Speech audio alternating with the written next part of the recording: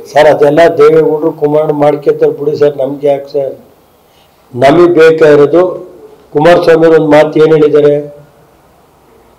ಇವತ್ತು ನಮಗೆ ಒಂದೇ ಒಂದು ಈ ರಾಷ್ಟ್ರದಲ್ಲಿ ಮೋದಿಯವರು ಪ್ರಧಾನಮಂತ್ರಿ ಆಗಬೇಕು, ಅದೇ ನಮ್ಮ ಗುರಿ. ಆಮೇಲೆ ಮೈತ್ರಿ ಸೀಟು ಪಾಟೆಲ್ಲ ಆಮೇಲೆ ನೋಡ್ಕೊಳ್ಳೋದು ಅಂತ ಹೇಳಿದ್ವು ಸರ್. ಅಲ್ಲ ಅದೇನು ಗೊತ್ತು ನೋಡಿ ಸರ್, ಅದೆಲ್ಲ ಕುಮಾರಣ್ಣ ದೇವೇಗೌಡರು ಮೋದಿಯವ್ರು ಮಾತಾಡ್ಕೊತಾರೆ, ಅದೆಲ್ಲ ನಮ್ಗೆ ಹೇಳ್ತಾರ?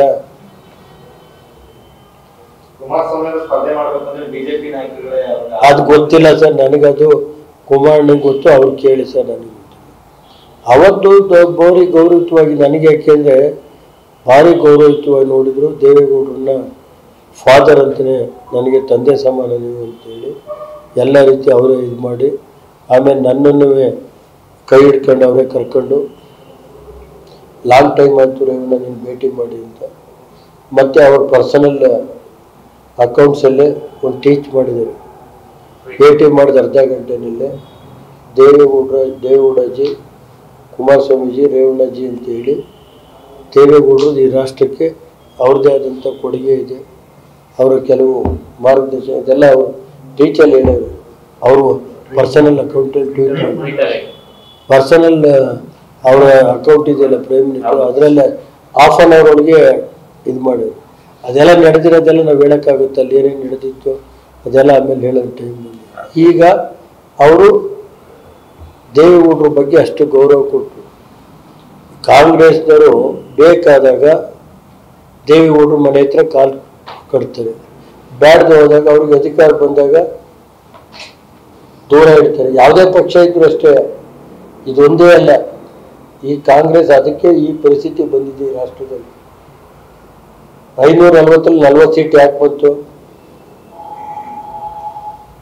ಇವತ್ತು?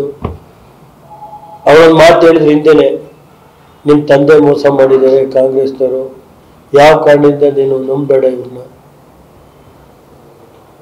ಅಲ್ದವ್ರು ಕುಮಾರಸ್ವಾಮಿ ಅವತ್ತು ಲೋಕಸಭೆ 2 ದಿನ 3 ದಿನ ಇದ್ದಂಗೆ ಚುನಾವಣೆ ಅನೌನ್ಸ್ ಮಾಡೋದು, ಇವತ್ತು ರಾಜೀನಾಮೆ ಕೊಡು, ನಾಳೆ ಬೆಳಗ್ಗೆ ಓದ್ತಾಗ ನೀನು 5 ವರ್ಷ ಇರು ಅಂದ್ರು. ನಾನು ಕೂತಿದ್ದೇನೆ ಫ್ರಂಟ್ ಆಗಿ, ನಂಬಕ್ ಹೋಗ್ಬೇಡಿ, ನಿಮ್ಮ ತಂದೆನ ಮಾಡೋರೆ ಈ ದೇಶದಲ್ಲಿ ಅಂತ. ಮೋದಿಯವರೇ ಈ ಕಡೆ ವಾಜಪೇಯಿ, ಆ ಕಡೆ ಚೀಟಿ ಬರೆದು ಕಳಿಸಿರಲ್ಲ, ನಾವು ಕೈ ಎತ್ತೀವಿ ನೀವು ಮುಂದುವರಿರಿ ಅಂತ.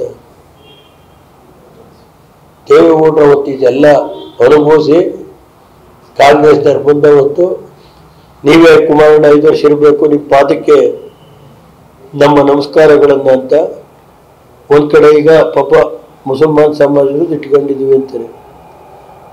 ಆ ಕಾಂಗ್ರೆಸ್ನ 50-60 ವರ್ಷ ದುಡಿದಂಥ ಒಬ್ಬ ಅಲ್ಪಸಂಖ್ಯಾತರ ಮುಖಂಡರು ಗುಲಾಮ್ ನಬಿ ಆಜಾದ್ ಪರಿಸ್ಥಿತಿ ಏನೈತೆ?